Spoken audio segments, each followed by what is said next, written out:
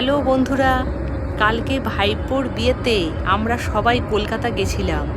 আর মেয়ের বাড়ি পুরো বউ ভাতটা অ্যারেঞ্জ করেছিল গঙ্গা নদীর ওপরে হোটেলে। তো আমরা সত্যি খুব আনন্দ উপভোগ করেছি।